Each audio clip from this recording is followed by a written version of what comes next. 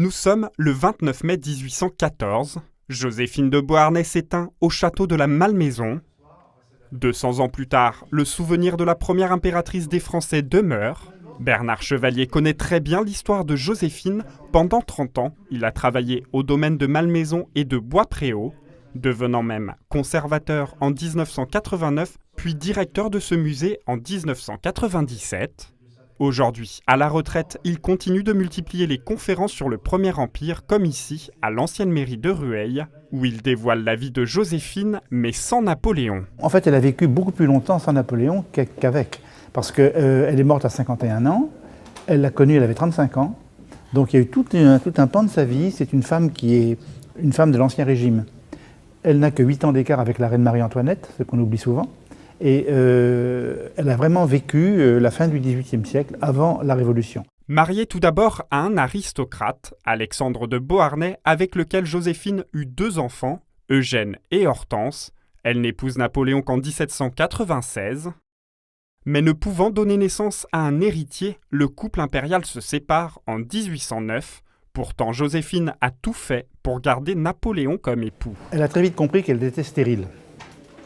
Et comme elle avait eu des enfants avant, elle a fait croire à Napoléon que ça venait de sa faute.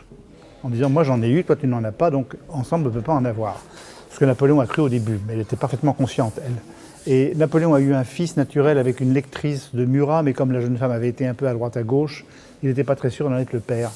Mais c'est seulement quand il a eu une liaison avec la jeune comtesse polonaise Marie Walewska, et que là, elle est tombée enceinte des œuvres de Napoléon, qu'il s'est rendu compte qu'il pouvait être père. Donc ça a été le moment décisif où il a décidé de divorcer pour avoir un fils à lui. Une fois divorcée, la vie de Joséphine, autrefois faite de mondanité et d'apparat, est désormais plus tournée vers sa famille, et particulièrement ses petits-enfants dont elle s'occupe très régulièrement. Celle qui garda le titre d'impératrice voyage beaucoup, mais ne se plaît vraiment qu'à Malmaison. Ici, ça a été les années les plus heureuses au moment du consulat. Elle achète ça en avril 99, Bonaparte rentre d'Égypte en octobre, et pendant les années donc 1800, 1801, 1802, ils vivent tous ici. C'est la maison de campagne. Tout l'entourage a 30 ans, une trentaine d'années, donc on joue sur la pelouse du château, on donne des comédies sur le théâtre, c'est vraiment une société tout à fait agréable, et c'est là où ils ont vécu les moments les plus heureux. À partir de l'automne 1802, quand Napoléon devient consul à vie, là il s'installe à Saint-Cloud et ça commence à prendre un peu des allures de Versailles, hein. Et Malmaison devient son refuge. Lors de cette conférence, la salle de l'ancienne mairie est comble, preuve que Joséphine intéresse aujourd'hui encore le public. Pour Annick Marlin, cet exposé est l'occasion de découvrir Joséphine autrement. Là, c'est la petite histoire dans la grande histoire. Et c'est ça qui est passionnant. Parce que la grande histoire, bon, on la connaît, on l'a prise à l'école, on parle de Joséphine comme étant une femme dépensière, mais on n'a jamais su non plus que Joséphine a protégé les artistes, aussi bien les musiciens, les peintres.